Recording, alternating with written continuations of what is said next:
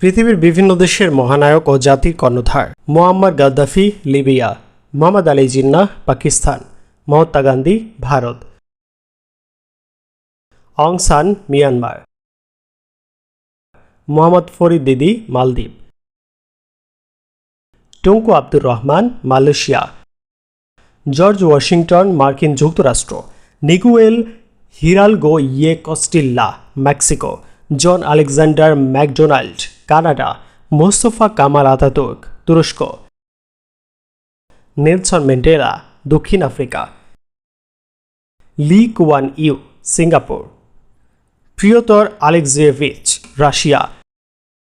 মহান Alexander Greece, Genghis Khan Mongolia, Ho Chi মিন Vietnam,